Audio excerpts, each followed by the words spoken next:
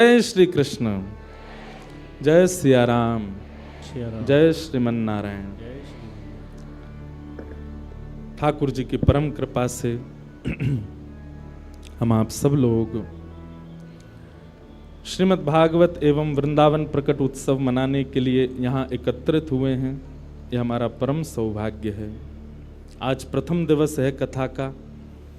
आगामी 7 दिनों तक भागवत जी के मध्य वृंदावन प्रकट करेंगे। हमारे वृंदावन के सप्तनिधि यहाँ विराजमान हैं और सातों निधियों के भाव से इस कथा को कहेंगे। प्रयास करेंगे कि रोज एक ठाकुर जी का प्राकट्य उत्सव कथा में मने। और ये क्रम कल से प्रारंभ हो। कल हम 2 ठाकुर जी के एक साथ करेंगे, गोविंद देव जी और श्री मदन मोहन जी।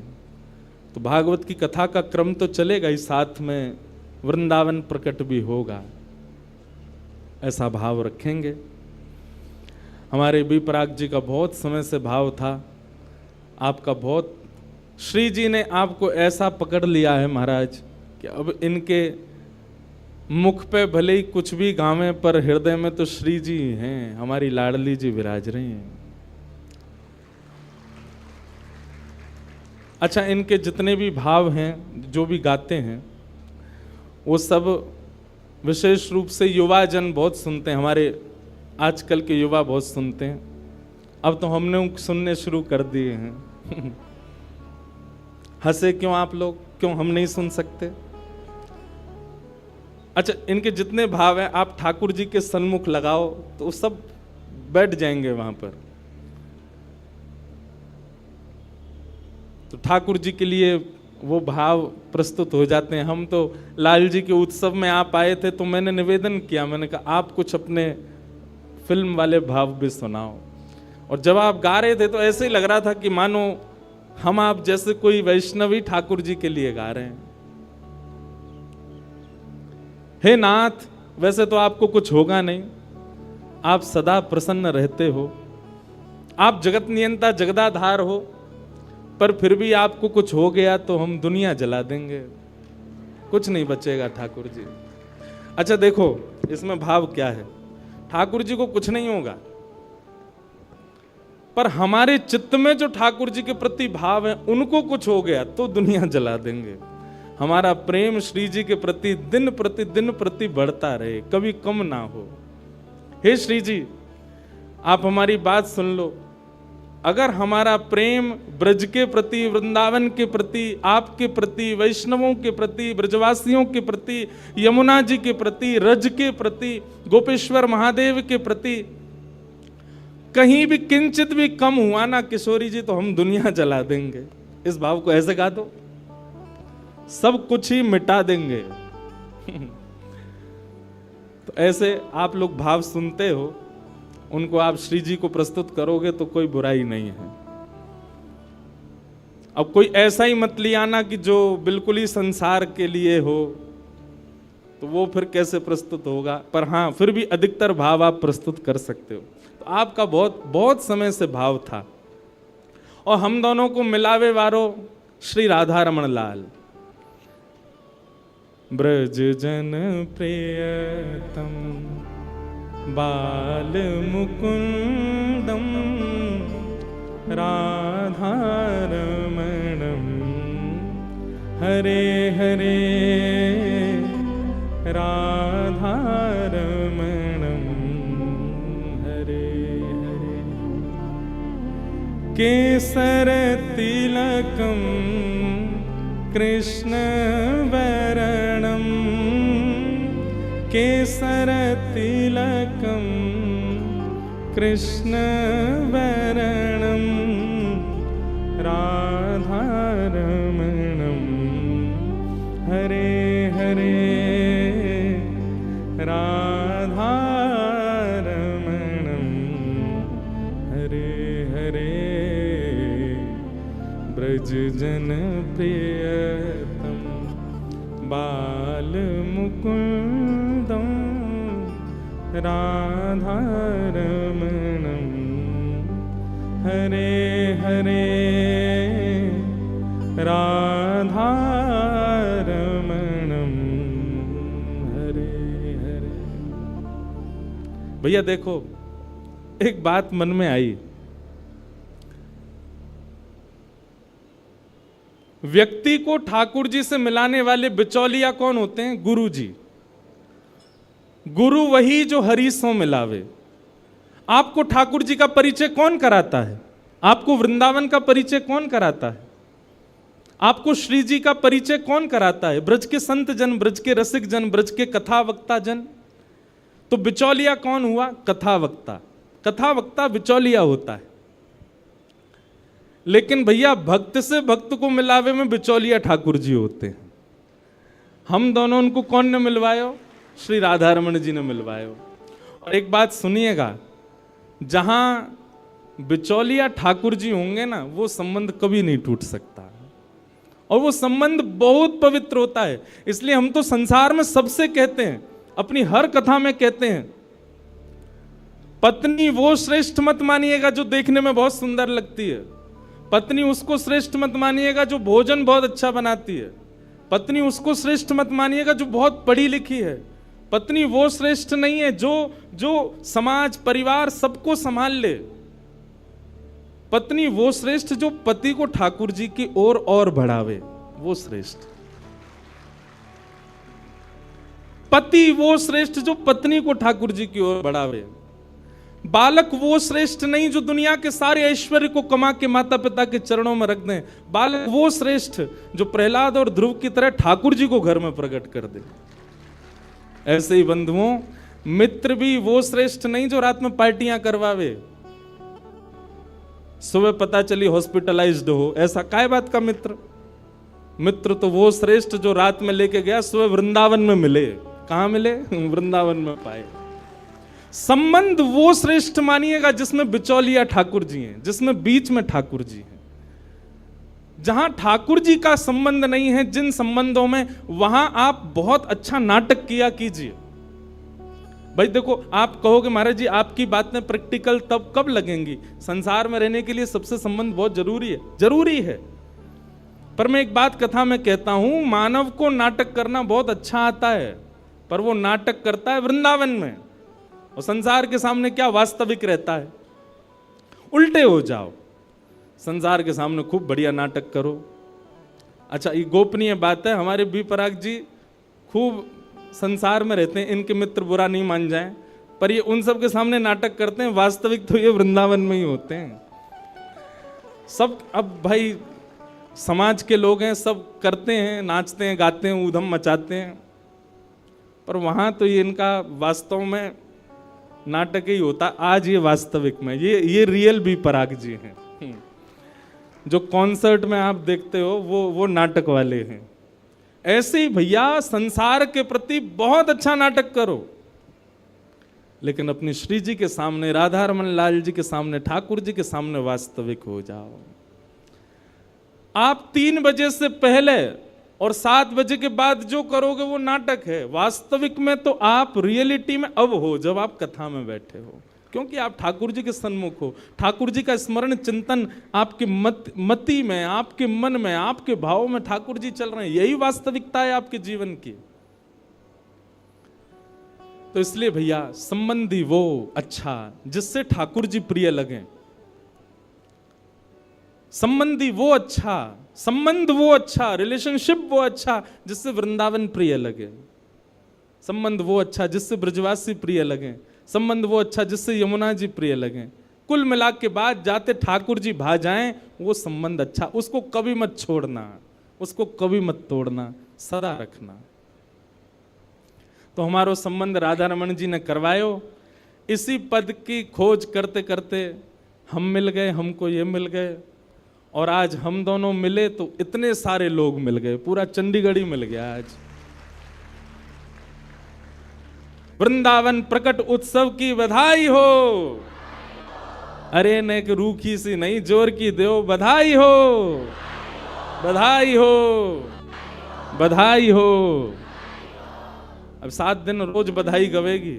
वृंदावन प्रकट हो रहा है महाराज, हमारे चित्त में होना चाहिए। आहा, मन मेरा बन गया सखी रे पावन वृंदावन। राधा नाचे कृष्ण नाचे, नाचे गोपी जन। मन मेरा बन गया सखी रे पावन वृंदावन। ओहो मन मेरा बन गया सखी रे पावन वृंदावन। बोलो वृंदावन बिहारी लाल की। आइए अब कथा में प्रवेश करें और फिर बीच बीच कथा में ही वृंदावन के भाव सुनते रहेंगे। श्रीमद् भागवत जी का महात्मा आज हम सुनेंगे और कल से प्रथम स्कंद से कथा शुरू होगी। रोज हमारे भारत के श्रेष्ठ संत जन यहाँ पधारेंगे, आप सबको उनका दर्शन होगा। पर एक बात हमारी बहुत ध्यान से सुनना, हमने अधिकतर संत महापुरुषों को समय दिया है कथा में आने का, क्योंकि सबको आना जाना ही है 3 बजे का। और जब श्रोता ही आएंगे 4 बजे के बाद तो फिर आप लोग ही वंचित रहोगे उनके दर्शन से। इसलिए हम तो 3 बजे, हम तो 2:30 बजे ही आ जाएंगे, यहाँ पे पीछे बैठे रहेंगे, 3 बजे मंच पे आएंगे। इसलिए आप लोग भी 2:30 बजे तक ही कल से आ जाना, ताकि जो भी संत जन महापुरुष कथा वक्ता जन जो यहाँ आ रहे हैं, बंद है रो भैया बार बार, उन लोगों का आप सबको दर्शन और उनके प्रवचनामृत प्राप्त हो जाएं। इसलिए कल से बिल्कुल समय से आइएगा आप लोग। भागवत जी के महात्म्य में प्रवेश करें। प्रथम श्लोक भागवत जी का सब लोग बड़े भाव से मेरे साथ स्मरण करो। सच्चिदानंद रूपाय विश्वोत्पत्त्यादि हेतवे तापत्रय विनाशाय नमः। तापत्रय विनाशाय श्री कृष्णाय वयं नमः। सच्चिदानंद रूपाय, भगवान कैसे हैं? 3 रूप हैं ठाकुर जी के, सत्य, चैतन्य और आनंद। चाहे आप बिहारी जी का दर्शन करो, गोविंद देव जी का दर्शन करो, गोपीनाथ जी, राधा रमण जी, राधा वल्लभ जी, आपके घर के लड्डू गोपाल जी, श्री प्रियालाल जी, सब 3 रूप में व्यवस्थित हैं। उनका स्वरूप विपरीत हो सकता है, उनका श्रृंगार विपरीत हो सकता है, पर रूप 3 ही है, सत्य, चैतन्य और आनंद। ठाकुर जी ही सत्य हैं, इस संसार में और कोई सत्य नहीं है। त्रिकालावाधित सत्य हैं, वे परम सत्य हैं। हम एक बात कथा में कहा करते हैं, जिस व्यक्ति के सामने झूठ बोलने में आपकी जीव को संकोच होता हो, बहुत ध्यानपूर्वक सुनिएगा, जिस व्यक्ति के सामने झूठ बोलने में आपकी जिह्वा को संकोच होता हो, आप ये विश्वास मान लीजिएगा, या तो वो ठाकुर जी का अंश है या कोई परम भजनानंदी वैष्णव है।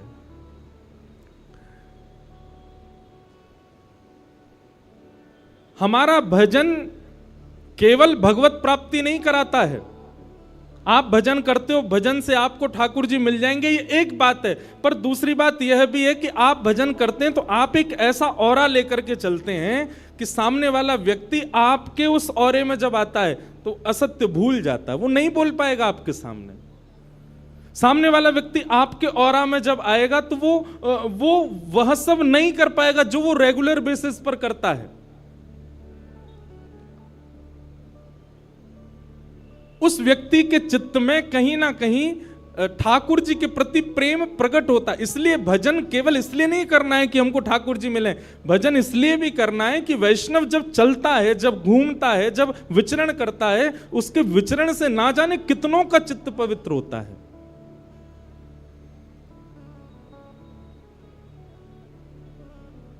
हमारे वृंदावन में परम जिनका आशीष इस कथा को प्राप्त है, परम पूजनीय श्री प्रेमानंद जी महाराज खूब खूब आशीर्वाद देकर के इस कथा के लिए, पहली कथा होगी जिसके लिए उन्होंने खूब आशीर्वाद दिया। वो जब निकलते हैं, लोगों की स्थिति देखो आप वहां पर, कैसी स्थिति हो जाती है? बस नेत्रों से नीर बहते हैं, और वो नीर कष्ट के नहीं होते, वो नीर पीड़ा के नहीं होते, वो अत्यंत आह्लाद के होते हैं, अत्यंत प्रसन्नता के होते हैं।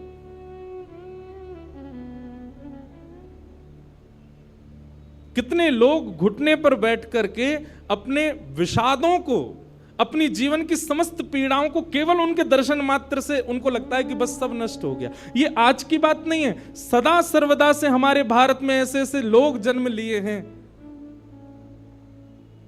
इस्कॉन के स्थापक ऐसी भक्ति वेदांत स्वामी श्री प्रभुपाद, अरे महाराज, विदेश की भूमि पर जाकर के उनके दर्शन मात्र से अंग्ल देश के लोग हरे कृष्ण कृष्ण कृष्ण हरे हरे, हरे राम राम राम हरे हरे महामंत्र का उच्चारण करने, क्या जाने वो कौन कृष्ण, कौन बलराम, कौन यशोदा मैया। बुरा नहीं मानिएगा, दुर्भाग्यवश हम सनातनी लोगों के बच्चे इतना नहीं जानते होंगे, पर भक्ति वेदांत स्वामी श्री प्रभुपाद जी की कृपा से अंग्रेजों के बच्चे, उनको गीता के 700 श्लोक याद है, उनको भगवत गीता कंठस्थ है, उनको ठाकुर जी की पूरी लीलाएं याद है। स्वामी श्री विवेकानंद, किन किन का नाम लें हम, इनकी उपस्थिति मात्र से, इनके आने, रियल इन्फ्लुएंसर इनको कहा जाता है। किनको कहा जाएगा? जो आपकी बुरी आदतों को भी केवल अपनी उपस्थिति मात्र से नष्ट कर दे। अरे बोलना तो बहुत आगे की बात है, प्रवचन करना बहुत आगे, वो खड़े हो जाएं सामने, आप कुछ गलत कर नहीं सकते। क्यों? क्योंकि उनके भजन में इतनी सामर्थ्य है, उनके भाव में इतना बल है कि आप उनके सन्मुख कुछ अपशब्द बोले ही नहीं सकते, सोच ही नहीं सकते। दुनिया के सामने आप नेत्र बंद करो तो आपके चिंतन में विषय भी आ जाएंगे, आपके चिंतन में सांसारिक वस्तुएं भी आ जाएंगी, पर आप किसी ऐसे वैष्णव के सामने खड़े हो, आप चाह कर के भी विषय का चिंतन नहीं कर सकते, आप चाह कर के भी संसारी भोग विलासों को सोच नहीं सकते। इसलिए भजन केवल इसलिए नहीं करना है कि हमको ठाकुर जी मिलेंगे, भजन इसलिए भी करना है क्योंकि भजन करने से जब आप चलते हैं, फिरते हैं, घूमते हैं, बैठते हैं, उठते हैं, तो आपके भजन के प्रभाव से कितनों पर क्या क्या प्रभाव हो रहा है आप नहीं जानते। भगवान सत्य है, कितना भी बड़ा झूठा व्यक्ति क्यों ना हो, ठाकुर जी के आगे सत्य ही बोलता है, वहां असत्य नहीं बोल सकता। हम एक बात कथा में कहा करते हैं, बहुत ध्यानपूर्वक सुने सब लोग, इधर देखो, यहां देखो, 3 घंटा बस हमको ही देखना आपको, और बिल्कुल यूं चिंता मत करियो कि हमने ज्यादा देखो तो व्यास जी को नजर लग जाएगी, बिल्कुल नहीं लगेगी। हमारे संग में ठाकुर जी हैं, कारे हैं, या को मतलब कारो काजल संग ही है, तो कोई नजर फजर नहीं लगेगी। आप भाव से कथा सुनो। हाँ, कोई आवे कोई जावे, आपका मन विचलित नहीं होना चाहिए, बड़े भाव से सुनो। तो भगवान सत्य हैं, अत्यंत असत्य बोलने वाला व्यक्ति भी ठाकुर जी के सामने असत्य नहीं बोल सकता, वहां सत्य ही प्रकट होता है। तो मैं कथाओं में कहा करता हूं, 108 माला रोज करने वाला, नित्य तिलक लगाने वाला, कंठी माला धारण करने वाला, एकादशी व्रत करने वाला, हर महीने वृंदावन जाने वाला, उस व्यक्ति का जितना पुण्य है, उस व्यक्ति की जितनी भक्ति है, उस व्यक्ति की जितनी श्रेष्ठता है, उतनी ही श्रेष्ठता उस व्यक्ति की भी है जो सत्य का आचरण करता है। भले ही वो तिलक नहीं लगाता है, भले ही वो एकादशी नहीं रखता है, भले ही वो कंठी नहीं पहन पाता, भले ही वो वृंदावन नहीं जा पाता, पर सत्य वचन बोलता है, सत्य का आचरण करता है, ऐसा व्यक्ति भी पुण्यात्मा है, ऐसा व्यक्ति भी साधक है। क्यों? वो सत्य की उपासना कर रहा है। तो भगवान का पहला स्वरूप क्या है? सत्य। वे सत्य हैं। और कैसे सत्य? बोले त्रिकालाबाधित सत्य हैं। जब हम नहीं थे वृंदावन तब भी था, आज हम हैं, वृंदावन आज भी है। हम नहीं रहेंगे वृंदावन बिहारी लाल, कुंज बिहारी लाल, राधा रमन लाल तब भी रहेंगे। अरे जब ये स्वरूप प्रकट नहीं हुए थे वृंदावन तब भी था। वृंदावन कोई ब्रह्मा की बनाई कृति नहीं है। वृंदावन को तो हमारी श्यामा जी ने अपने स्वयं के निज कर से बनाया है। वृंदावन का एक एक कण, वृंदावन में एक एक पौधा, वृंदावन की एक एक गली कूचा, वृंदावन की एक एक वस्तु श्री जी ने पधराई है। इसलिए उसके प्रति कभी दुर्भावना नहीं लानी चाहिए चित्त में।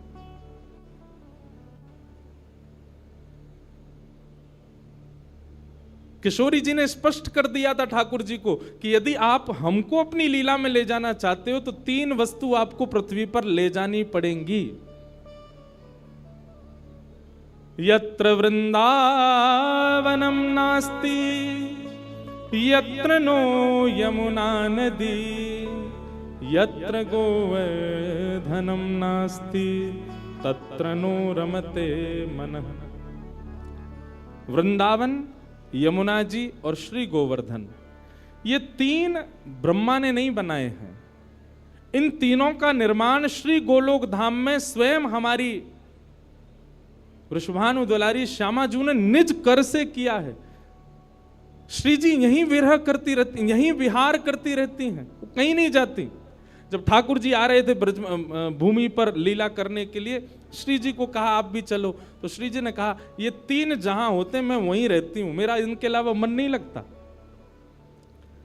तब ठाकुर जी गोलोक धाम से रेप्लिका भी नहीं, कॉपी भी नहीं, साक्षात वृंदावन यमुना जी और श्री गोवर्धन को लेकर के वृंदावन आए, भूमि पर आए और आकर के उसको व्यवस्थित किया। तब हमारी किशोरी जी पधारी, तब हमारी लाडली जी आई। इतना प्रिय है किशोरी जी को वृंदावन। आज कथा में आने से पहले वृंदावन महिमामृत एक ग्रंथ है, उस ग्रंथ को मैं देख रहा था। तो उस ग्रंथ में श्री प्रबोधानंद सरस्वती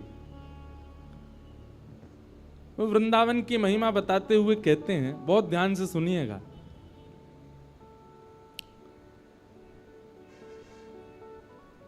इस दुनिया में सबसे बड़ा आश्चर्य क्या है?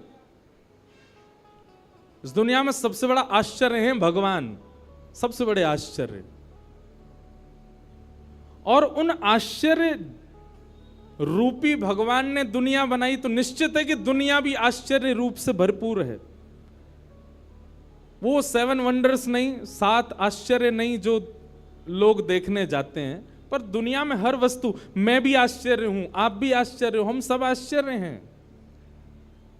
क्योंकि हमको आश्चर्य रूपी भगवान ने बनाया है। आश्चर्य का मतलब समझते हैं ना? आश्चर्य रूपी भगवान ने सृष्टि को बनाया तो निश्चित है कि सृष्टि आश्चर्यजनक है। आश्चर्यजनक भगवान ने आश्चर्यजनक सृष्टि को बनाया, पर ऐसे आश्चर्यजनक भगवान जिनको देख के ब्रह्मा भी आश्चर्यचकित हो जाता है, वह श्री कृष्ण भी वृंदावन को देख करके आश्चर्य में रहते हैं। वह श्री जी भी वृंदावन को देख करके आश्चर्य में रहती हैं। वह सब सखियां भी, बलराम जी भी, ये सब वृंदावन को देख करके आश्चर्य में रहते हैं कि ये कैसा है। श्रीमद् भागवत में केवल वृंदावन के लिए लिखा है, वृंदावनम संप्रविश्य सर्वकाल सुखावम। ठाकुर जी इतने प्रसन्न हुए, जैसे ही वृंदावन आए तो वृंदावन आते ही ठाकुर जी की प्रसन्नता में नेत्रों से अश्रु बिंदु प्रकट हो गए। इतने प्रसन्न हो गए ठाकुर जी। और वृंदावन में ठाकुर जी को कुछ करना, वो तो बात की बात है, बस ठाकुर जी को बैठे रहना ही पसंद है। वहां की ब्यार चलती रहे, वृंदावन के वृक्ष झूमते रहें, वृंदावन में ठाकुर जी को बैठना प्रिय है, केवल देखते रहना प्रिय है। इतना प्रिय है ठाकुर जी को वृंदावन। ऐसा वृंदावन, तो वृंदावन भी सत्य है। जैसे ठाकुर जी का स्वरूप सत्य है, वृंदावन भी सत्य है। क्यों? हजारों लोग वृंदावन जाते हैं और सबके चित्त में वृंदावन ऐसे घर करके बैठ जाता है। जो एक बार जावे, वृंदावन में भीड़ खूब, वृंदावन में व्यवस्था इतनी ज्यादा नहीं है, वृंदावन में प्रशासन के इतने वो हैं, बिहारी जी भी अगर दर्शन करना हो तो बहुत योजनाएं बनानी पड़ती हैं, पर फिर भी वृंदावन सबको इतना प्रिय क्यों है? क्योंकि वह वृंदावन ठाकुर जी को अति प्रिय है। इसलिए जब वृंदावन रसामृत पद लिखा गया तो उस पद की प्रथम पंक्ति में यही शब्द आए, श्यामा हृदय कमल सो प्रगट्यो। हम विश्राम में पूरा गाएंगे, पर अभी एक भाव है, श्यामा हृदय कमल सो प्रगट्यो, श्याम हृदय को भाई, वृंदावन प्यारो वृंदावन, श्री वृंदावन मेरो वृंदावन। वृंदावन किशोरी जी के हृदय से प्रकट हुआ है, और जब किशोरी जी के हृदय से वृंदावन प्रकट हुआ तो ठाकुर जी को वृंदावन इतना भाया, इतना भाया, इतना भाया। अरे भैया, किसी को कोई स्थान भा जाए तो वो वहां एक घर बनाता है। जैसे चंडीगढ़ के लोगों को शिमला भा जाए तो शिमला में एक घर बना लेते, ज्यादा पैसा आ जाए तो। और पैसा नहीं भी आए तो उसका ड्रीम क्या होता, पैसा आएगा तो सबसे पहले क्या करेंगे, बोलो शिमला में घर बनाएंगे।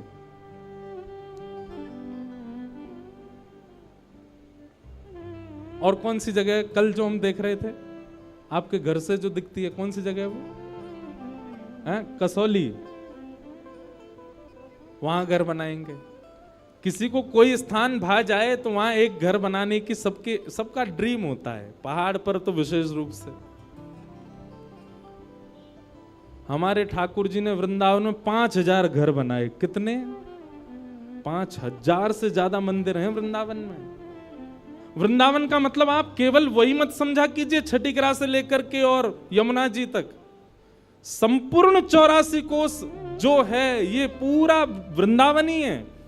पर जहां बिहारी जी विराज रहे हैं, राधा वल्लभ जी विराज रहे हैं, राधा रमण जी विराज रहे हैं, यमुना जी बह रही हैं, गोपेश्वर महादेव हैं, ये उस 84 कोस वृंदावन का मध्य है, सेंटर है। बाकी वृंदावन तो पूरा 84 कोस का है। संपूर्ण 84 कोस में 5000 से ज्यादा मंदिर है। मंदिर मतलब ठाकुर जी ने घर बनाए हैं। इतना प्रिय है ठाकुर जी को वृंदावन। और जो ठाकुर वृंदावन से चले भी गए, मदन मोहन जी, गोपीनाथ जी, गोविंद देव जी, वो जहां जाके विराजे वृंदावन वहां प्रकट कर लिया। आप कभी जयपुर जाइए, जयपुर में गोविंद देव जी जाइए, आपको ऐसा लगेगा ही नहीं कि आप राजस्थान में हो, ऐसा लगेगा वृंदावन में ही है। मदन मोहन जी बिहरत निस दिन कुंज गलिन में, ब्रज जन मन सुख धाम, मदन मोहन को रूप निरख के, सनातन बलि बलि जाए, वृंदावन प्यारो। मदन मोहन जी सनातन गोस्वामी ने इनको प्रकट किया। मदन मोहन जी भी पहले जयपुर में ही विराजते थे। गोपीनाथ जी, गोविंद देव जी और श्री मदन मोहन जी तीनों जयपुर में ही थे। बहुत ध्यान से सुनिए सब लोग। तो जयपुर के राजा की पुत्री मदन मोहन जी की सेवा करती थी। मदन मोहन जी कोई लाड़ लड़ाती, पूरे दिन उन्हीं को सजाती रहती, उन्हीं का श्रृंगार करती, सेवा करती। राजा स्वयं गोविंद देव जी की सेवा करते और उनकी जो पत्नी थी वो गोपीनाथ जी की, मतलब पूरा परिवार ही तीनों ठाकुर की सेवा करते थे। अलग अलग भवन में, अलग अलग महलों में ठाकुर जी विराजते थे। तो राजा की पुत्री का विवाह हुआ करौली राजस्थान में, जहां मदन मोहन जी अभी विराजते हैं।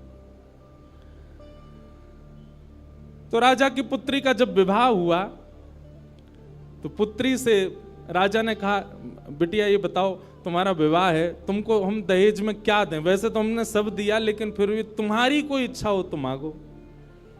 उसने कहा, पिताजी मुझे सबसे ज्यादा प्रेम श्री मदन मोहन जी से है। आप माता जी और पूरा परिवार गोविंद देव जी, गोपीनाथ जी की सेवा किया करो। मदन मोहन जी को मैं ले जाऊं अपने साथ, अपने ससुराल में इनकी सेवा करूंगी। बड़ी अच्छी कथा है, ध्यान से सुनना। राजा रोने लगा, अपनी पुत्री के चरणों में सर झुका के बोला, मुझे क्षमा कर दे पुत्री, तू जो मांगेगी सो दूंगा, पर ये मेरे हृदय हैं, मैं इनको नहीं दे सकता। मैं वृंदावन से मुगलों से बचा करके इनको लेके आया हूं।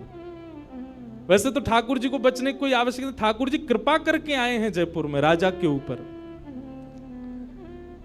पर इनको देख करके मेरे प्राण बचते हैं। तू जो मांगेगी सो दे दूंगा। पर मदन मोहन जी बोले, पिताजी गोविंद देव जी गोपीनाथ जी हैं ना आपके पास में, मदन एक ठाकुर जी मुझको दे दो। यहां राजा की जिद हो गई, नहीं दूंगा, पुत्री की जिद हो गई कि मुझे तो चाहिए, नहीं तो मैं विदाई नहीं होंगी। राजा की पत्नी ने भी कहा, अब इतनी कह रही है तो आप दे दीजिए ना, हमारे पास 2 ठाकुर हैं, इनकी सेवा हम करेंगे विस्तार से। और वैसे भी मदन मोहन जी की पूरी सेवा बचपन से उसने ही की है। तो राजा ने एक प्रस्ताव रखा, बोले अच्छा पुत्री एक काम करते हैं। बोले क्या? मैं तेरी आंख पे पट्टी बांधूंगा और आंख पे पट्टी बांध करके मदन मोहन जी जैसे 7 स्वरूप तेरे सामने खड़ा करूंगा, जिनमें से 6 स्वरूप जो होंगे वो मैं बनवाऊंगा और 1 स्वरूप वास्तविक मदन मोहन जी होंगे। आंख पे पट्टी बांध करके तुझे स्पर्श करके अगर तूने असली मदन मोहन जी को पहचान लिया तो मैं ये मान जाऊंगा कि तू नहीं, ठाकुर जी तेरे संग जाना चाहते हैं। ठाकुर जी की इच्छा पता चल जाएगी। तो राजकुमारी बोली, ठीक है आप ये प्रयोजन कीजिए। राजा ने महाराज कारीगरों को बुलवाया और मदन मोहन जी के डिट्टो कॉपी 6 स्वरूप बनवाए और 6 स्वरूप बनवा करके मदन मोहन जी सहित 7 स्वरूपों को खड़ा किया। पुत्री के आंख पर पट्टी बांध दी, एक जैसा इत्र, एक जैसी पोशाक, एक जैसा मुकुट, एक जैसा श्रृंगार, सब कुछ बिल्कुल एक जैसा। और कहा, पुत्री अब तू इनमें से जो 7 में से पहचान लेगी, अगर असली तेने पहचान लिए तो मैं तेरे संग भेज दूंगा। उसने हाँ तो बोल दिया, लेकिन वो कांपने लगी, घबराने लगी। जैसे ही उसने नेत्रबंद किए तो कथा ऐसी है कि वो रात्रि में जब सोई, अगले दिन परीक्षण होना था, तो रात्रि में जब सोई तो बहुत रोई और ठाकुर जी से कहने लगी, नाथ मैं आपसे बहुत प्रेम करती हूं, मैं आपके बगैर नहीं रह सकती, पर मेरे पिताजी की बहुत जिद है, अब कहीं मैं आपको नहीं पहचान पाई मेरे तो प्राण ही निकल जाएंगे, विदा होना तो बहुत दूर की बात है।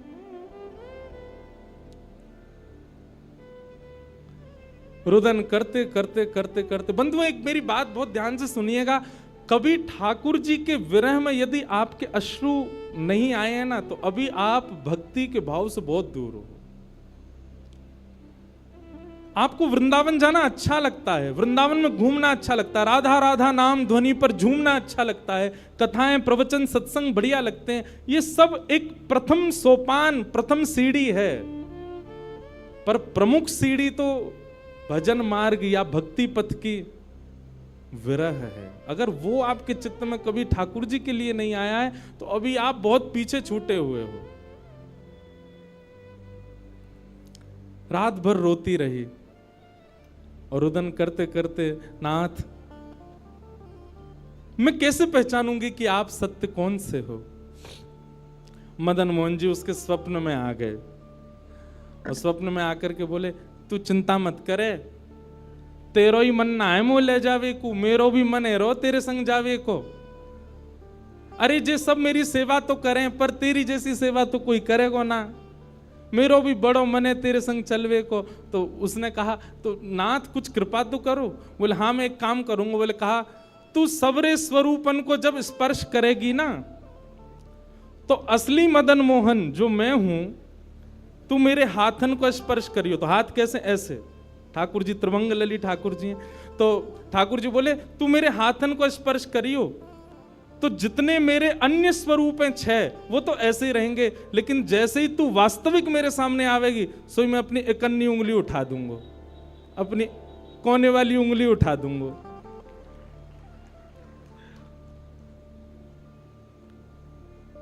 ठाकुर जी कितना प्रेम करते हैं अपने भक्त से। ठाकुर जी बोले मैं अपनी इकन्नी उंगली उठा दूंगा और तू स्पर्श करती करती मेरी जैसे इकन्नी उंगली उठे वाकू पकड़ लियो और तुरंत पिताजी से कह दियो जय रे मदन मोहन जी, मैं चल दूंगा तेरे संग। अब तो दूसरे दिन वो पिताजी के पास गए, पिताजी जल्दी करिए कब चलना है कब। बोले तुझे तो इतना विश्वास है जैसे तू वास्तविक में मदन मोहन जी को ले ही जाएगी, लेकिन बिटिया तू भी याद रखियो मैंने ऐसे स्वरूप बनवाए कि कोई बता ही नहीं सकता कि असली मदन मोहन कौन से। बोले पिताजी आप सन्मुख पधराओ तो। महाराज भीड़ लग गई देखने वालों की, पूरा राजभवन इकट्ठा हो गया जयपुर का। 7 स्वरूप विराजमान हुए। पुत्री के आंख पर अभी विवाह हुआ, उसका विदाई नहीं हुई है, आंख पर पट्टी बांध करके और कहा जाओ अगर मदन मोहन जी की इच्छा होगी तो तू ढूंढ ले। अब मदन मोहन जी तो पहले ही बता चुके हैं ऐसे मिलूंगा, जैसे मानो टीचर पहले ही एग्जाम पेपर लीक कर दे ये क्वेश्चन आने वाले तैयार कर आना। उसने जाकर के जैसे स्वरूप स्पर्श करने प्रारंभ किए, पहला बोले ये नहीं है, दूसरा स्पर्श किया ये भी नहीं है। ठाकुर जी खड़े थे 5वीं पंक्ति में, 5वें वाले थे। तीसरे स्पर्श किए, बोले ये भी नहीं है। चौथे किए, बोले ये भी नहीं है। जैसे ही 5वें का स्पर्श किया और मुखमंडल का स्पर्श किया, गले का स्पर्श किया, वक्ष का स्पर्श कर, जैसे ही ठाकुर जी की भुजा पकड़ी सो ठाकुर जी ने अपनी कन्नी उंगली हिला दी और जैसे ही कन्नी उंगली हिलाई उसने तो पिताजी यही है मदन मोहन जी। आहा, राजा के तो नेत्रों से आंसू गिर गए, चरणों में गिर गए, उठ करके अपनी बिटिया को गले से लगा लिया, कान में बोले बोले मैंने कन्नी उंगली हिलते हुए देख ली मुझे ये बात पता चल गई है कि भैया तेरी जिद नहीं है इनको ले जाने की, इनकी भी जिद है तेरे संग जाने की।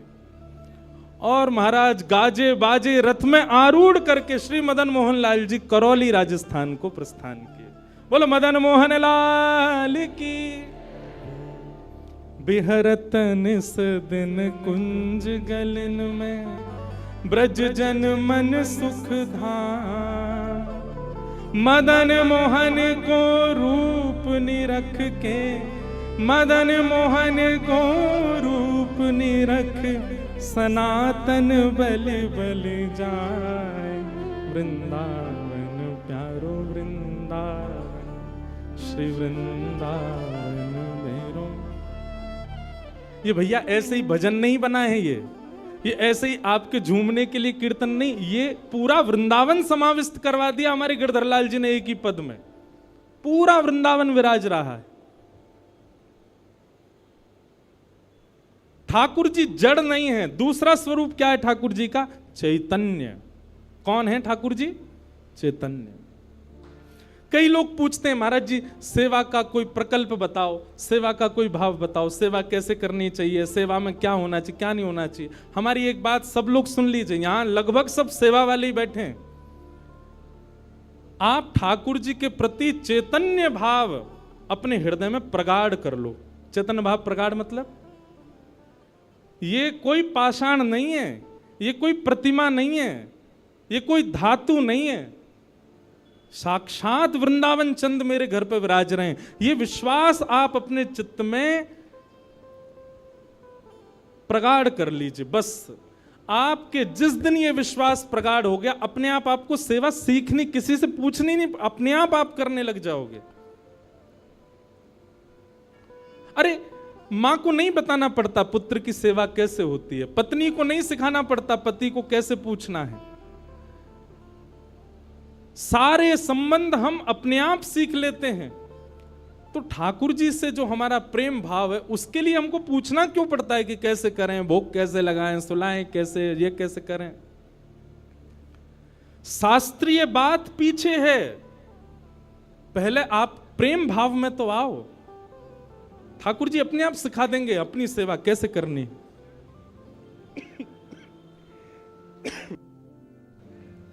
प्रेम भाव, उनके प्रति पाषाण की बुद्धि मत रखो, चैतन्य भाव रखो। जैसे आपके चित्त में चैतन्य भाव आया कि ये तो चलते फिरते उठते बैठते सब करते हैं, केवल मेरे सामने ऐसे खड़े हो जाते हैं मूर्तिमंत होकर के, मानो ये ठाकुर जी मुझसे कह रहे हैं कि तू अपनो इतनो प्रेम मुझ को प्रदान कर कि मैं चलन लगूं, मैं फिरन लगूं। सब लोग एक बात याद रखिएगा, जिसके भी घर में ठाकुर जी की सेवा है, ठाकुर जी हमको चैलेंज करते हैं, अगर तो में सामर्थ्य हो तो अपनी भक्ति से, अपने भाव से, अपने अपने समस्त प्रयासों से तू मुझे चलवा के दिखा दे, तू मुझे बुलवा के दिखा दे।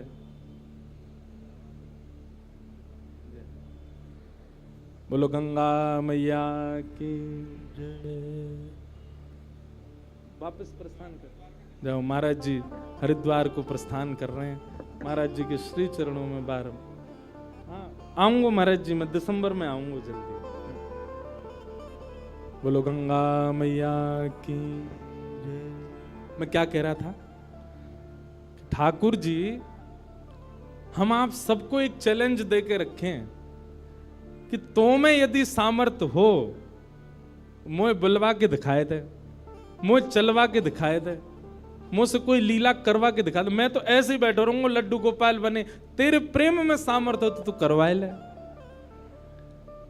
जिस दिन ठाकुर जी हमारे घर आ जाते हैं उसी दिन से हमारी एक चैलेंज हमारे ऊपर आ जाता है, हम में सामर्थ्य हो, ठाकुर जी बोल के दिखा दें, ठाकुर जी कुछ करके दिखाएं।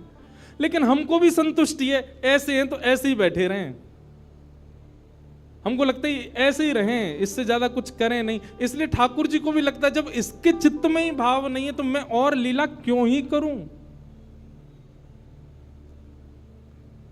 चैतन्य भाव चित्त में लाओ।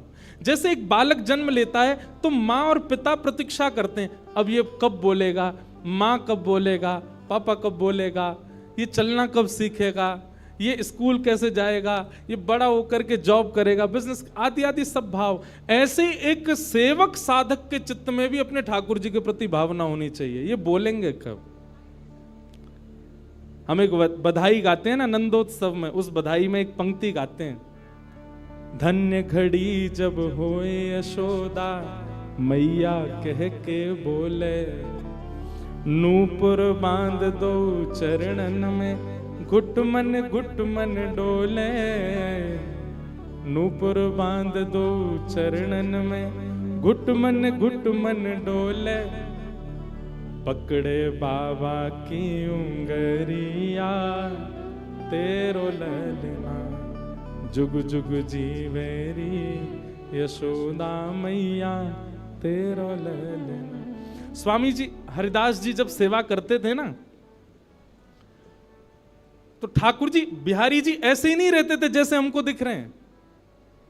स्वामी जी जैसे ही कपाट करते थे सोई बिहारी जी बैठ जाते थे, बंसी वंसी सब नीचे करके हाथ सीधे कर लेते। मैं तो हार गयो पूरे दिन खड़े खड़े, स्वामी जी तुम बार बार पर्दा करते रहे करो।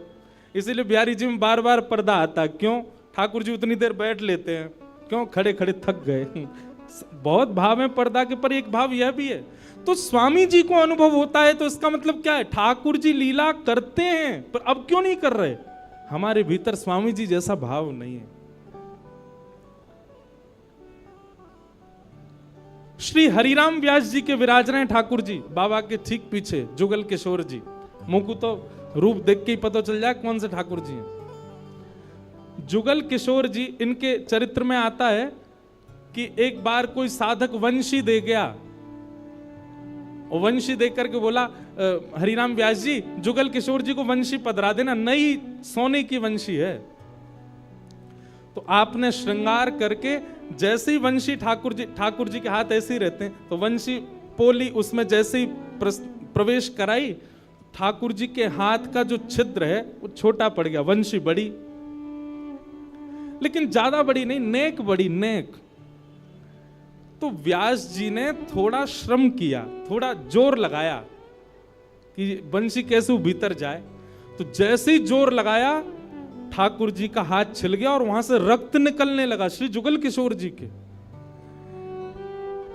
हरिराम व्यास जी ने जैसे ही रक्त देखा मूर्छित होकर गिर पड़े वहीं पर,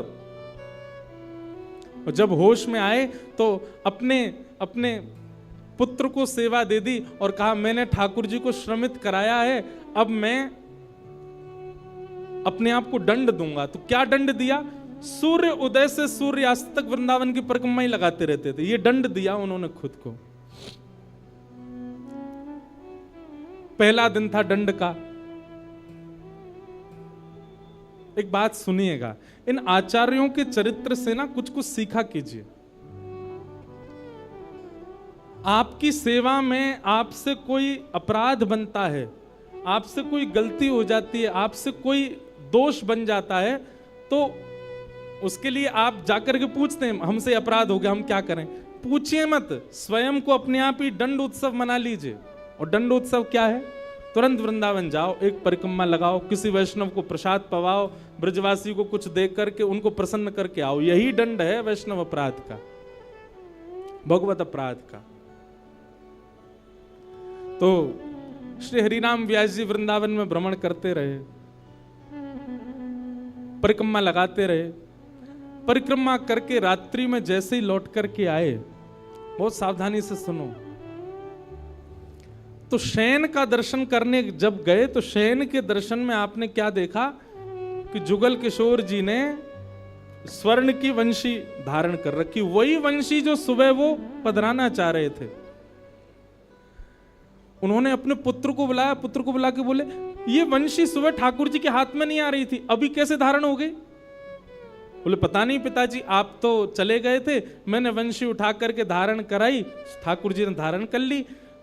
हरिराम व्यास जी ने जैसे ही वंशी निकाल करके देखी तो क्या पाया? ठाकुर जी ने अपना हाथ ही बड़ा कर लिया वंशी धारण करने के लिए, उनके लिए। अब ताली से काम नहीं चले, हमारे ठाकुर जी करते हैं ऐसे? क्यों नहीं करते? और हम संतुष्ट क्यों हो जाते हैं? जैसी सेवा है उससे हमको प्रसन्नता क्यों हो जाती है? नहीं। ये इस बात का प्रमाण है कि कहीं ना कहीं हमारी भक्ति में, हमारे भाव में, हमारे प्रेम में अभी वो स्तर नहीं आया कि ठाकुर जी उसको स्वीकार कर लें। इसलिए भैया, सबसे पहली बात भक्ति में, सेवा में सबसे पहला प्रकार, ठाकुर जी को आप चैतन्य मानो। वो जड़ नहीं है, वो पीतल के नहीं है, वो अष्टधातु के नहीं है, वो मार्बल के नहीं है, वो साक्षात ठाकुर जी हैं, वो साक्षात चैतन्य है। उनके प्रति चैतन्य बुद्धि आपने धारण कर ली, अपने आप ठाकुर जी अपने आप लीलाएं कराना प्रारंभ कर देंगे। मुझको राधा रमण कर दो वैसा मगन, मुझको राधा रमण। नित्य की प्रार्थना होनी चाहिए ठाकुर जी से। रटू में तेरा नाम यूं आठों याम, रटू में तेरा यूं आठों याम, रटू में तेरा नाम यूं आठों याम,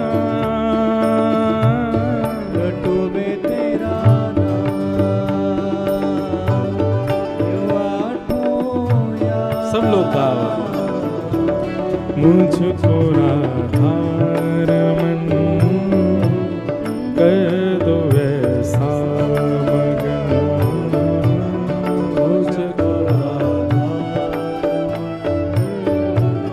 कर दो वैसा। हो करुणा निधान मुझ पे कृपा कर रीजिए, करुणा निधान मुझ पे कृपा कर रीजिए,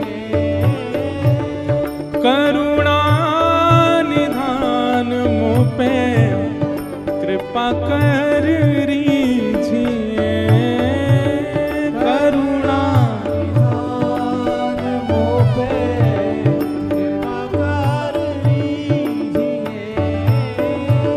ब्रज में बसा के मोहे सेवा सुख दीजिए,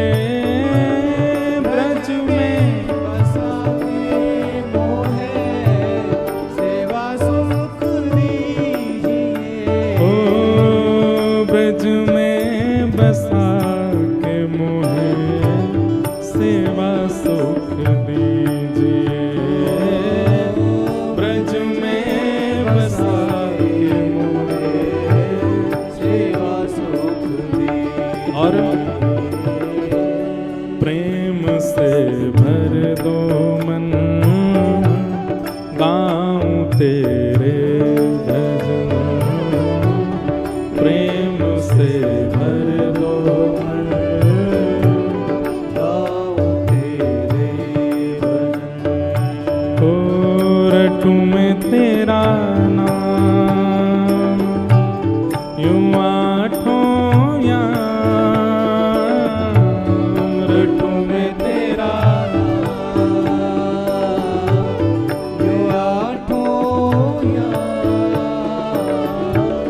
मुझको राधा रमन कर दो ऐसा मगन, मुझको राधा रमन कर दो ऐसा। श्री राधा रमण लाल की,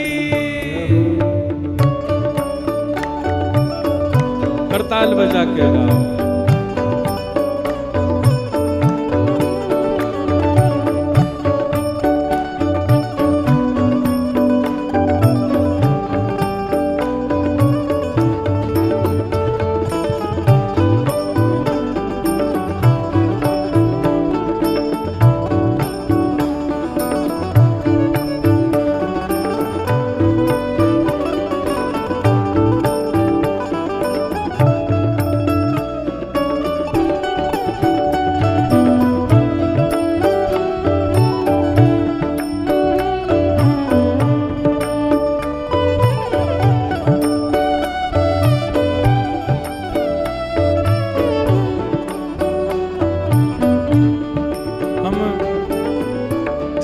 पर चर्चा कर रहे हैं कि ठाकुर जी को चैतन्य मानो, वे पाषाण नहीं है। वे पाषाण तो हमारे लिए बनकर के खड़े हैं कि तू अपने प्रेम से मुझे चैतन्य बना। वो चैतन्य ही हैं और उसी भाव की पूर्ति इस पद के दूसरे भाव में, दूसरे अंतरे में होती है। भाव से गाओ सब लोग। भाव भरे भूषणों से आपको सजाऊं मैं, भाव भरे भूषणों से आपको सजाऊं मैं, भाव भरे भूषणों से आपको सजाऊं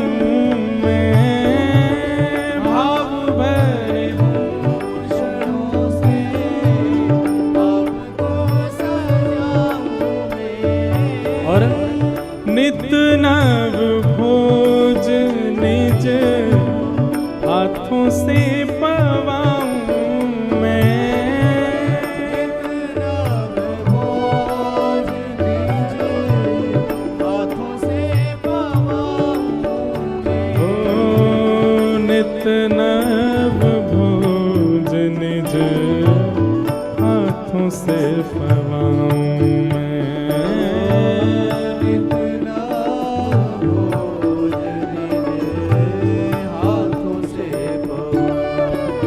भैया हम सबके लाल जी पूरे दिना खड़े रहें और कोई के लड्डू गोपाल हैं तो पूरे दिना बैठे रहें, उनके पामन में दर्द ना हो तो ऐसी भावना हमारे चित्त में नहीं आती कभी। नित्य की सेवा में एक काम किया कीजिए, रोज रात्रि अपने ठाकुर जी के चरण जरूर दबाया कीजिए। सिंथेटिक नहीं पर असली वाला इत्र मंगाइए, थोड़ा महंगा आएगा, मंगवाओ ठाकुर जी की सेवा के लिए और चरणों में इत्र लगा करके और फिर बड़े धीमे धीमे उंगलियों से। अच्छा एक बात और है, हमारे पुष्टि मार्ग के आचार्य कहते हैं ठाकुर जी की सेवा में अंगूठा का प्रयोग नहीं होना चाहिए। क्यों? कहीं भी जोर लगाना होता है हम अंगूठा का ही प्रयोग करते हैं। और ठाकुर जी की सेवा में अगर आप अंगूठा लगाते हो ठाकुर जी को पीड़ा होती होगी, लग जाती होगी, इसलिए उंगलियों से सेवा का ही निधान होना चाहिए। कहीं उठा करके भी रखें तो अंगूठा से ठाकुर जी को बड़े आराम से स्पर्श करना चाहिए। शास्त्र हमारे आचार्य तो ऐसा कहते हैं कि अगर आपने अंगूठा का प्रयोग किया भी है तो श्रृंगार के बाद ठाकुर जी का एक अलग से भोग लगाओ। किस बात का? श्रम भोग। ठाकुर जी आपको दर्द हो गया होगा, हमने अंगूठा से दबाया आपको, इसलिए मंदिरों में श्रम भोग आता है। बेचारों बहुत हमारो ठाकुर वृंदावन को बड़ो हल्को सो नेक में ही हार जाए, नेक जोर ते सर दबाए दो, हाथ दबाए दो, पाम दबाए, थक जाए इतने में तो श्रम भोग लाओ। नित्य रात्रि में ठाकुर जी को शयन से पहले चरणों में इत्र जरूर सेवा किया करो। श्रृंगार कोई कर जाए, भोग कोई बनावे, पर रात्रि शयन तो सेवक को स्वयं कराने चाहिए।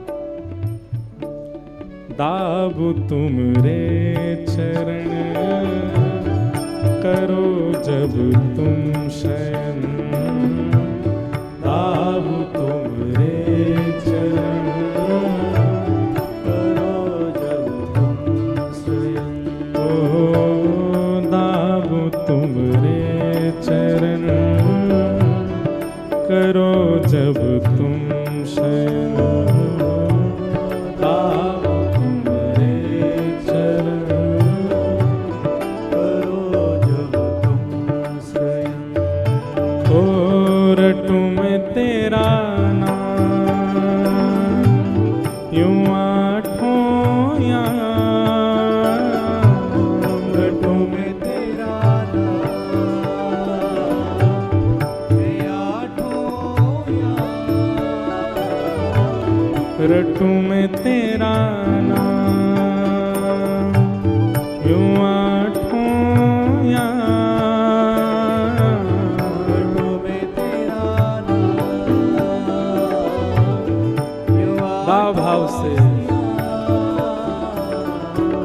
मुझको राधा कर दो ऐसा, मुझको राधा कर दो ऐसा, ओ मुझको राधा कर दो ऐसा, मुझको राधा कर दो ऐसा। ओ जय जय राधा रमण प्यारो राधा रमण, ओ मेरो राधा रमण प्यारो राधा रमण, ओ जय जय राधा रमण प्यारो राधा रमण, ओ मेरो राधा रमण प्यारो राधा रमण, ओ जय जय राधा रमण प्यारो राधा रमण, ओ जय जय राधा रमण प्यारो राधा रमण, ओ जय जय राधा रमण प्यारो राधा रमण, ओ मेरो राधा रमण प्यारो राधा रमण, ओ जय जय राधा रमण प्यारो राधा रमण, ओ जय जय राधा रमण प्यारो राधा रमण, ओ जय जय राधा रमण प्यारो राधा रमण, ओ जय जय राधा रमण प्यारो राधा रमण। श्री राधा रमण लाल की जय।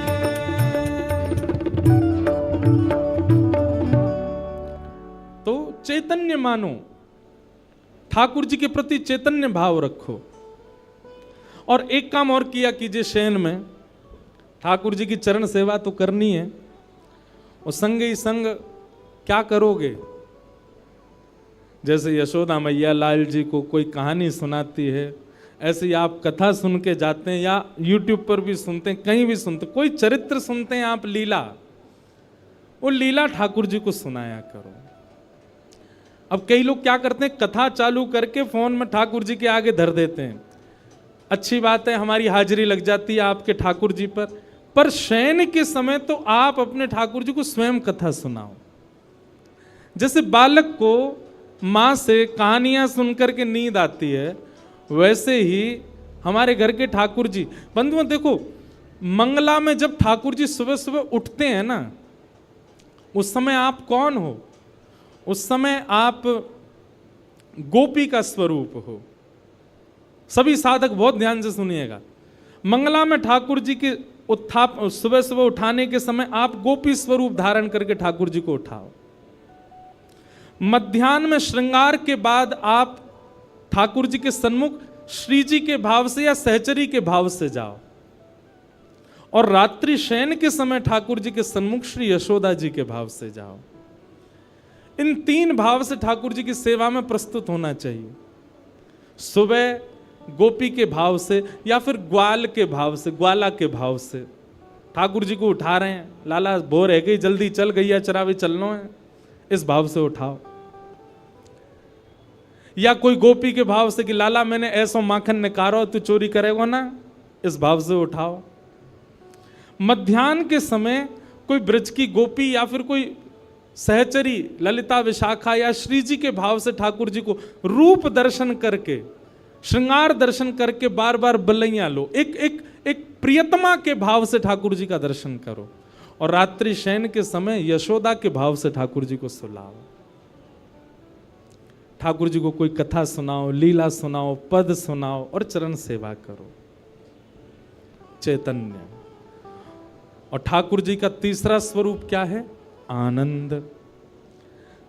तो सत परमात्मा, सत राधा रमन लाल, सत वृंदावन चंद को यदि आपने चैतन्य मान लिया, 3 रूप बताए ना, सच्चिदानंद, तो सत परमात्मा को यदि आपने चैतन्य मान लिया तो सत परमात्मा ही चैतन्य बन के आपको आनंद प्रदान करने लगे, वही आनंद देगा। अभी हमारी सेवा में हमको सुख मिलता है, अभी हमारी सेवा में हमको संतुष्टि होती है, पर जिस दिन आनंद आने लगेगा संतुष्टि नहीं मिलेगी, आपको लगेगा कोई कमी रह गई, अभी और कुछ करना है, ठाकुर जी की सेवा में और ये भाव प्रस्तुत करने। तो सच्चिदानंद रूपाय, भगवान के 3 रूप हैं। सच्चिदानंद, विश्वोत्पत्त्यादि हेतवे, भगवान के काम क्या है? रूप 3, कर्म भी 3, विश्व को बनाना, पालन करना और संहार करना। तापत्रय विनाशाय, 3 प्रकार के तापों का उपशमन करने वाले ऐसे श्री कृष्णाय वयम नमः, श्री कृष्ण को हम बारंबार प्रणाम करते हैं। इस प्रकार भागवत जी में प्रथम श्लोक महात्म में ठाकुर जी को वंदन किया गया। आज महात्म है, मतलब कथा क्यों सुनी जाती है, उसका महत्व क्या है, बहुत सावधानी से सुनिएगा। हम आप मानवों के कल्याण के लिए श्रीमद् भागवत की रचना हुई। भागवत जी कई रूपों में हमें पुष्ट करती हैं। उन्हीं भावों को बताते हुए आगे के सत्र में बताते हैं, आगे के प्रसंग में बताते हैं कि एक बार नारद जी महाराज भ्रमण करते करते बद्रीनाथ गए, और बद्रीनाथ में उनको भगवान का प्रथम अवतार मिला। भगवान के प्रथम अवतार कौन है बताओ? 24 अवतारों के सबको पता है, 24 अवतार हैं, दशावतार हैं। प्रथम अवतार कौन सा है भगवान का? सनक सनंदन सनातन सनत कुमार। इनको हम पूरा नाम, चार छोटे छोटे बालक हैं, छोटे छोटे भाई हैं, सब जानते ही होंगे। इनको हम सनत कुमार कहते हैं। क्या कहते हैं? सनत कुमार। ये भगवान के प्रथम अवतार। क्योंकि ब्रह्मा जी ने जब मानव बनाए तो सबसे पहले सनत कुमारों को बनाया, इसलिए सनत कुमारों को भगवान की उपाधि दे दी। ये कौन है? बोले परमात्मा है। तो ये आज भी बद्रीनाथ में विराजते हैं सनत कुमार, तपस्वियों को दर्शन होता है।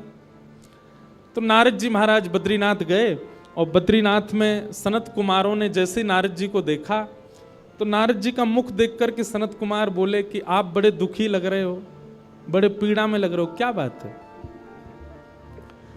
तब नारद जी ने अपना कष्ट बताया। अहम तुम पृथ्वीं यातो ज्ञात्वा सर्वोत्तमामिति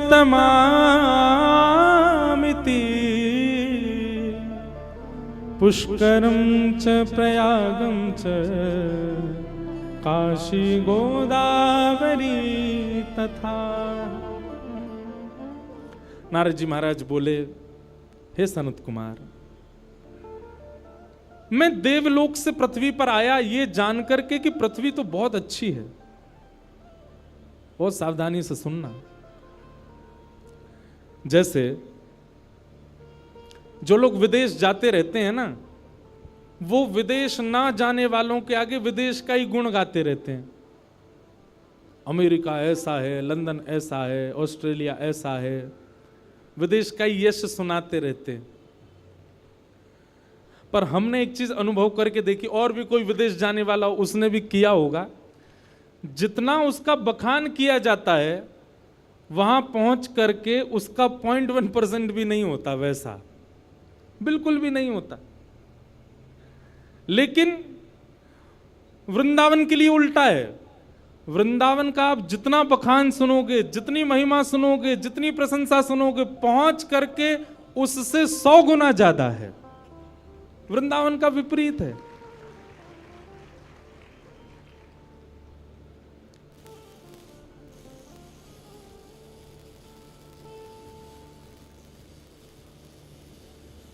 काय हो भैया,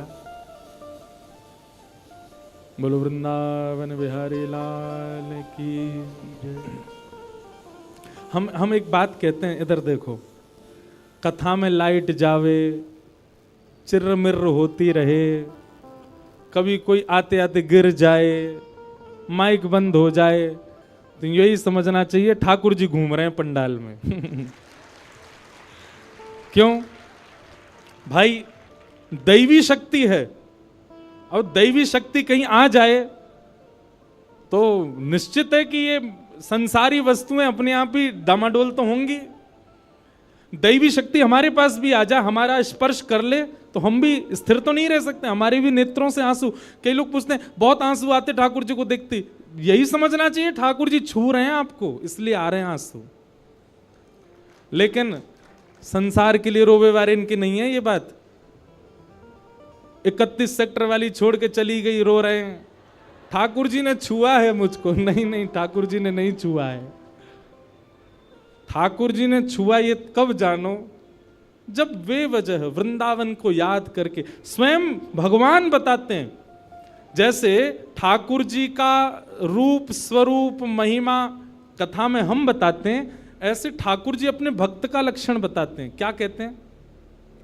वाग्गदगदा द्रवते यस्य चित्तं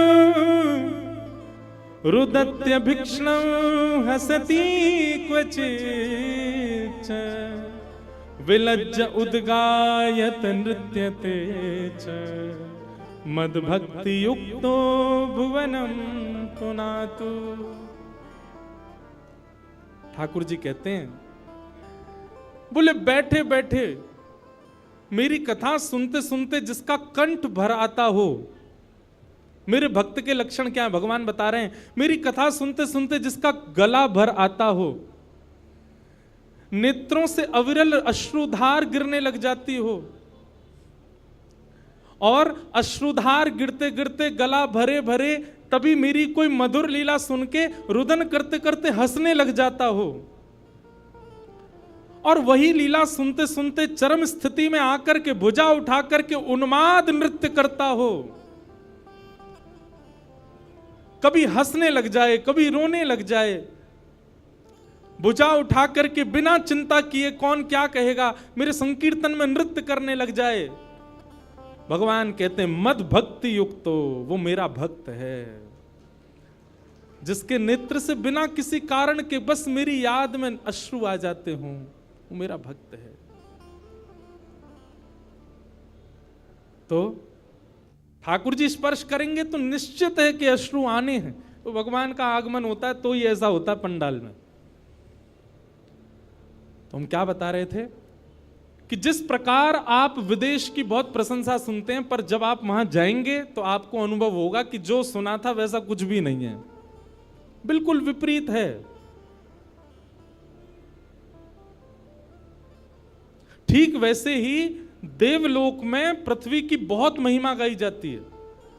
ये देवता आपस में बैठे बैठे हम आप सबकी बड़ी महिमा गाते हैं, बोले इंसान कितने भाग्यशाली, इनको दर्शन करने के लिए बद्रीनाथ, केदारनाथ, वृंदावन, श्रीनाथ द्वारा दक्षिण में चले जाओ, तिरुपति बालाजी, वैष्णो देवी उत्तर भारत में, अमरनाथ, कितने सारे दर्शन के स्थान हैं। ये जब जहां चाहें जा सकते हैं, जब चाहें कथा सुन सकते हैं, जब चाहें अपने गुरुदेव के स्थान पर जा सकते हैं। इनके लिए कितने सौभाग्य की बात है, क्योंकि देवता सब जगह नहीं जा सकते। देवताओं के लिए प्रतिबंध है सब जगह जाना। नारद जी महाराज ने सोचा इतनी पृथ्वी की महिमा है तो मैं देख के तो आऊं पृथ्वी है कैसी। लेकिन नारद जी कहते हैं मैं पृथ्वी पर आया और पृथ्वी आकर के मैं सब जगह घूमा, पर जैसा मैंने सुना था वैसा मुझे कुछ नहीं मिला। आज आप पृथ्वी पर मानवों की जिस स्थिति को देखते हो, 5000 वर्ष पहले नारद जी ने वो सब लिखा है यहां पर। नारद जी कहते हैं पृथ्वी कैसी है, बोले सत्यम नास्ति तप शौचम दया दानम न विद्यते उदर भरिणो जीवा बकार कूट भाषिण। बहुत सावधानी से सुनो, नारद जी कह रहे हैं पृथ्वी कैसी है, बोले सत्यम नास्ति, सत्य नहीं बोलते यहां के लोग। बंधुओं, आप यदि काउंट करें अपना हर दिन, आप महीने के 30 दिन काउंट कीजिए कि मैंने ऐसा कौन सा दिन निकाला जिस दिन मैंने झूठ ही नहीं बोला हो। मुश्किल से 4 या 5 दिन निकल करके आएंगे 30 में से। हर दिन हम झूठ बोलते हैं, हर दिन असत्य भाषण करते हैं।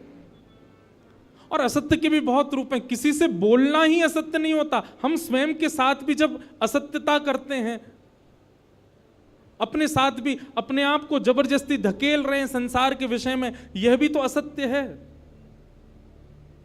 हम हर दिन असत्य बोलते हैं। तो सत्यम नास्ति, नारद जी कह रहे हैं यहां के लोग सच बोलते ही नहीं है। दूसरा, नारद जी ने क्या देखा पृथ्वी पर, बोले तपह नास्ति, भजन नहीं करते हैं। क्या करते हैं, बोले दिखावा, आडंबर। जितने भी भक्ति पथिक यहां बैठे हैं, एक बात हमारी बहुत ध्यान से सुनिए, जिस दिन आपके भजन में आडंबर आ गया उसी दिन ठाकुर जी दूर हो जाएंगे। आपने एक बार भी यह विचार कर लिया कि मैं ऐसा करूं जिससे 4 लोगों को दिखे कि ओहो ये तो बड़ा भक्त है, उसी दिन ठाकुर जी दूरी बना लेते हैं। ये आडंबर है। कभी भी इस भावना से कुछ नहीं करना है।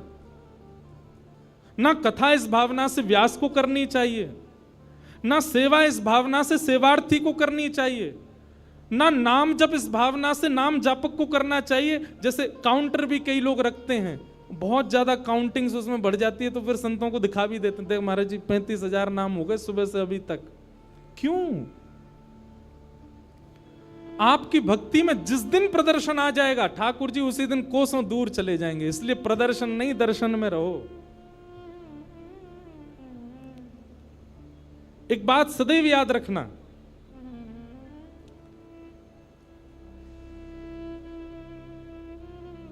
धन और विद्या जितनी बांटोगे उतनी बढ़ेगी।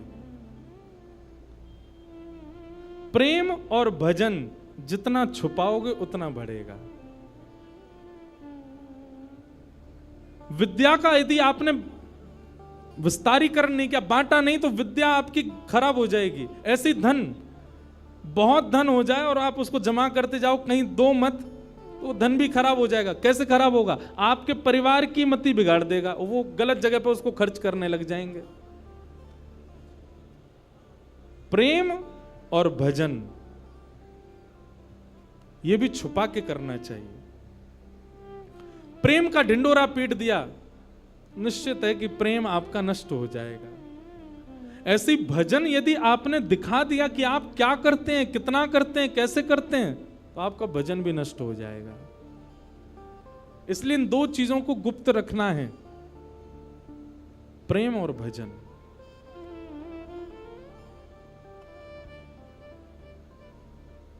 नारद जी महाराज कहते हैं सत्य नहीं बोलते संसार के लोग, तप नहीं करते। बोले भजन तो गोपनीय रूप से होता है, यहां तो दिखावा करते हैं लोग। तपह नास्ति शौचम नास्ति, बोले पवित्रता केवल दिखावे की है। नहा लेते हैं 2 बार दिन में, लेकिन पवित्र नहीं है। हम लोग स्वच्छ तो रहते हैं, हम लोग सुंदर तो रहते हैं, पर पवित्रता नहीं है। पवित्रता बाह्य नहीं होती, भीतर की होती है। पवित्र नहीं है। तपह नास्ति शौचम नास्ति तपह नास्ति, और क्या कह रहे हैं, बोले दया नास्ति, दया भी नहीं है हम लोगों के अंदर। दया के नाम पर भी हम केवल दिखावा करते हैं। और फिर क्या कह रहे हैं, बोले दानम नास्ति, दान भी नहीं करना जानते हम। एक बात हमारी सुनिएगा, दान का स्वरूप शास्त्रों में बताया गया कि अगर आपने किसी को कुछ दिया और देने के बाद में अगर आपने किसी से जाकर के कहा ये तो मैंने दिया था, उसी समय आपका दान का पुण्य खत्म हो जाता है। किसी को प्रदान करने के बाद आप गा नहीं सकते कि ये मैंने दिया था। और दान का मतलब धन देना ही नहीं होता, दान का मतलब वस्त्र देना ही नहीं होता, दान का मतलब असहाय को उसकी जरूरतमंद वस्तु देना ही नहीं होता। दान के रूप में बहुत कुछ आता है। कई बार ऐसा देखा गया कि किसी व्यक्ति की सहायता से कोई व्यक्ति बहुत श्रेष्ठ बन गया। अब वो श्रेष्ठ बन गया तो वो नीचे खड़ा खड़ा सबको बोलता है मैंने ही तो बनाया इसको, मेरे ही भजन से, मेरे ही बल से, मुझसे पैसे मांग के ले गया था, आज देखो इतना बड़ा आदमी बन गया। आप नहीं कह सकते इस बात को।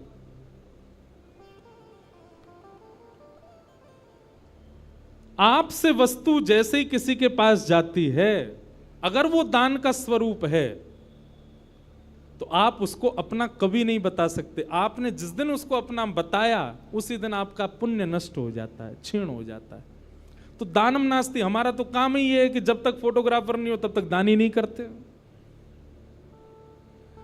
जब तक कहीं बता ना दें, सोशल मीडिया अपडेट ना कर दें, तब तक दान नहीं होता। थोड़ा गोपनीय रखो अपने आप को। दानम नास्ति। और फिर क्या कह रहे हैं, बोले केवल एक ही चीज के लिए हम सब लोग भाग रहे हैं। बोले क्या, उदर भरिणो जीवा, हमारा एक ही उद्देश्य है। बोले क्या, ऐसा कुछ करना है जिससे हमको भोजन मिल सके। उदर भरने की शिक्षा ही हम पा रहे हैं, उदर भरने के लिए ही मेहनत कर रहे हैं, उदर भरने के लिए पूरा दुनिया भाग रही है। अंत तो गत्वा, हमारी गति क्या है, बोले कुछ मिलना चाहिए, पेट में जाना चाहिए, बस इसी के लिए ही कर रहे हैं। आप ऐसा नहीं कह रहा हूं कि मैं इसके लिए नहीं जीना है, पर हमारा उद्देश्य केवल यही है। कई लोगों को तो इतनी भूख लगती है, वो बात बात पर केवल उनको यही चिंता है कि खाना क्या है।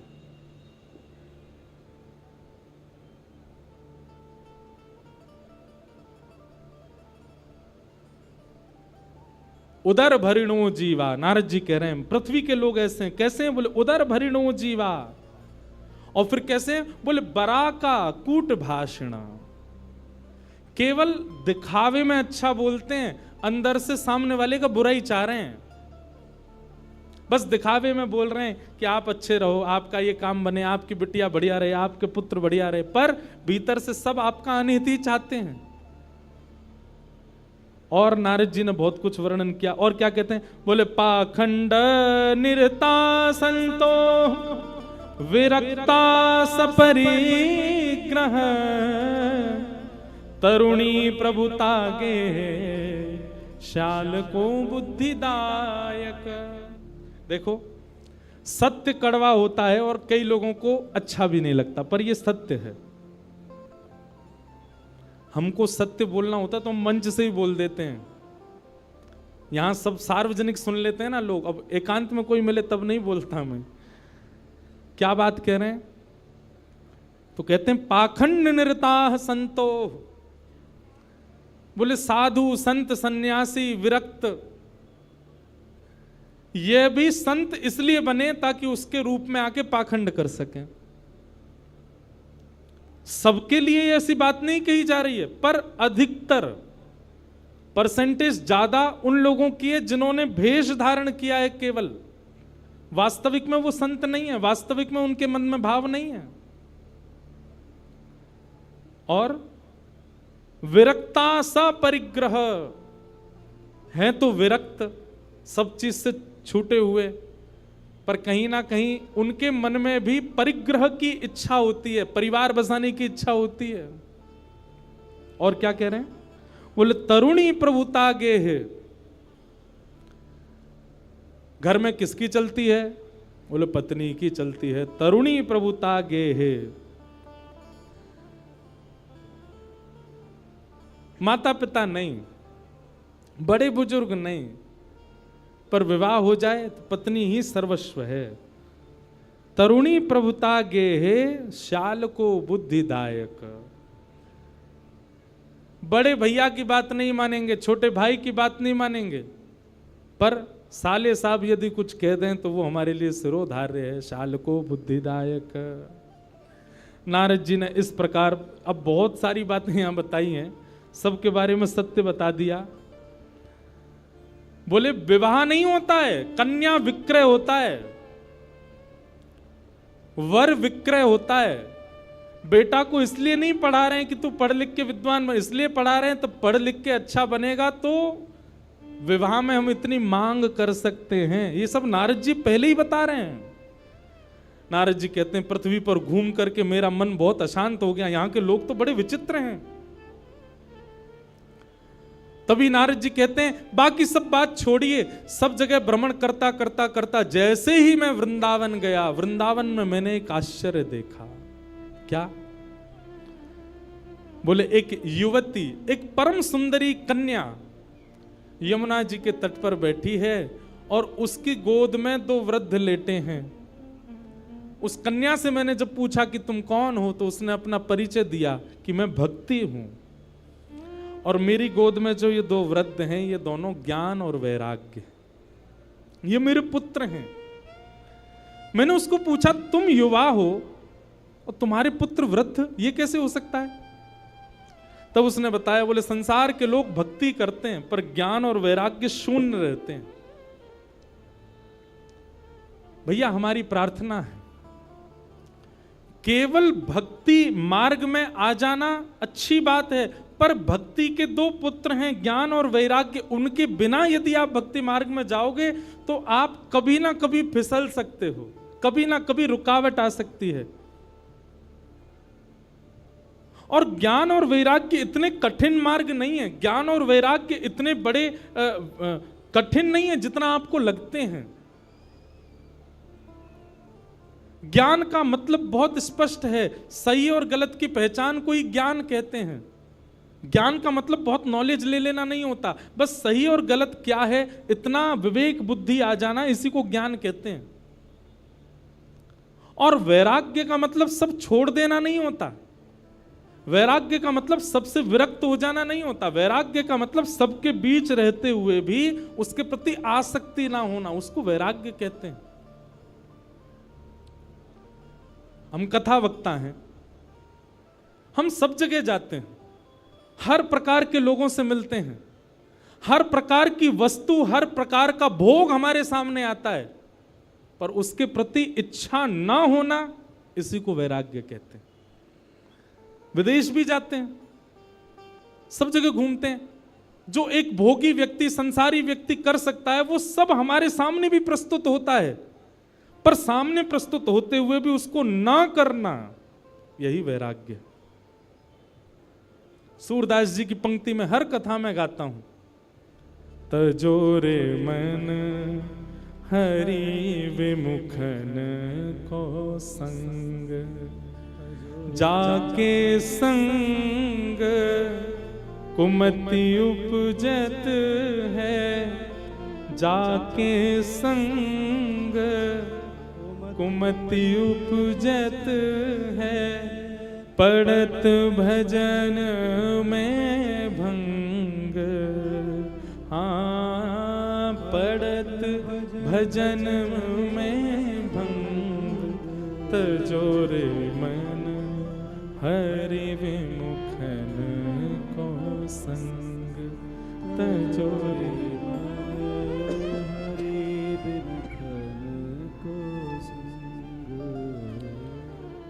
उन सब भावों का, उन सब वस्तुओं का त्याग करना है जिनसे ठाकुर जी की भक्ति कम होती है।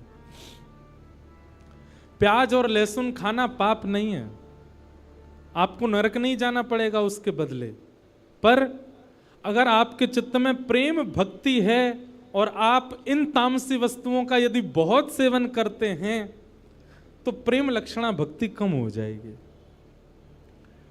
आपके मन में त्याग की स्थिति है, आप बहुत जल्दी डिटैच हो जाते हैं चीजों से, लेकिन आप तामसी वस्तुओं का सेवन करते हैं तो आपके डिटैचमेंट की जो स्थिति है वो नष्ट होती चली जाएगी। साधक स्थिति, भक्त स्थिति हमारी कम होती है इन सब वस्तुओं के सेवन, इसलिए उसको मना किया गया। वो सब भाव वर्ज्य बताए गए हैं भक्ति मार्ग में जिनसे ठाकुर जी की प्रेम लक्षणा भक्ति कम होती हो। इसलिए उन्हीं भावों में हम पैंट पहन के क्यों नहीं करते कथा, हम टी शर्ट पहन के क्यों नहीं आते कथा में।